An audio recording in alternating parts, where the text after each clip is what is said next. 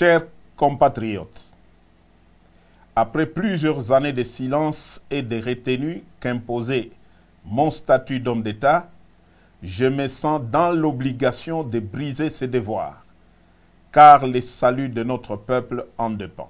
Les élections de 2018, qui ont consacré une passation pacifique du pouvoir pour la première fois en RDC, ont été soumises à un challenge dont l'objectif était la déstabilisation à la libyenne de tous les pays.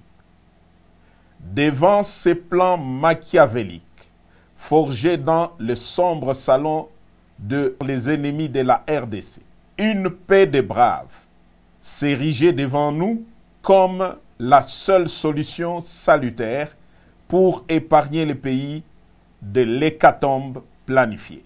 Cette paix des braves s'est matérialisée par un accord dont la majorité des acteurs sont encore vivants, à l'exception des généraux disparus Delphin Kayimbi et Tim Mukonto. Paix à leur âme. L'opinion tant nationale qu'internationale retiendra que l'enjeu exclusif qui avait motivé la signature de cet accord, c'est l'alternance pacifique entre un président entrant et un président sortant sans effusion de sang, comme cela a toujours été le cas depuis l'indépendance. Force est de constater que cet acquis indéniable est malheureusement mis en mal gravement par Félix Antoine Tshisekedi, qui en était le plus grand bénéficiaire. En effet, dès la prise du pouvoir, le nouveau président a commencé à déboulonner, selon ses propres termes, les systèmes qu'il a mis au pouvoir en dépit des prescrits de la Constitution.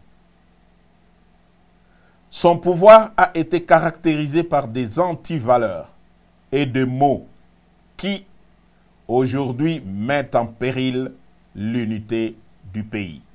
Je cite: la corruption institutionnalisée, les tribalismes à outrance, la prédation des richesses du pays en détruisant le cycle de la croissance économique dont tous les agrégats macroéconomiques étaient favorablement ouverts au début de son mandat. L'instrumentalisation et la tribalisation de la justice, les assassinats politiques, ainsi que le crime d'État dans le Katanga et dans l'Est de la République.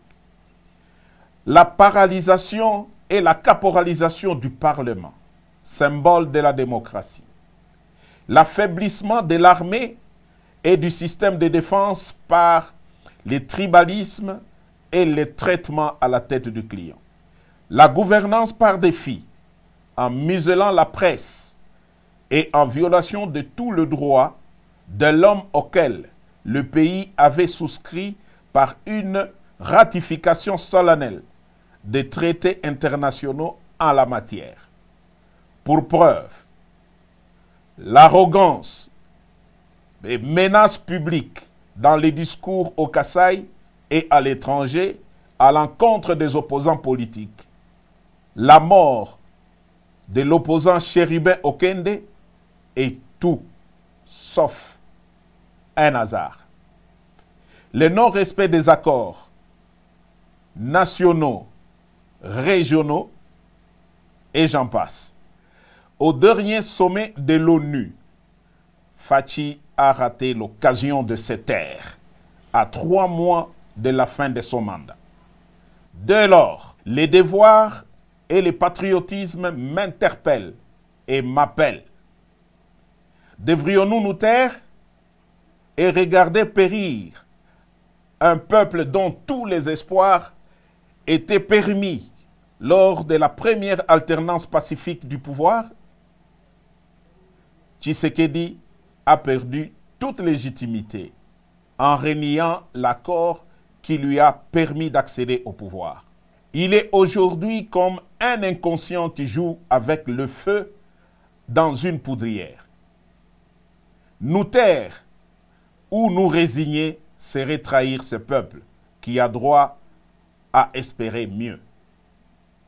L'armée et la police, ainsi que toutes les forces de défense du pays, ne sont plus liées au devoir d'obéir dès lors que le commandant suprême est devenu lui-même un danger par son immaturité, son incompétence notoire, son népotisme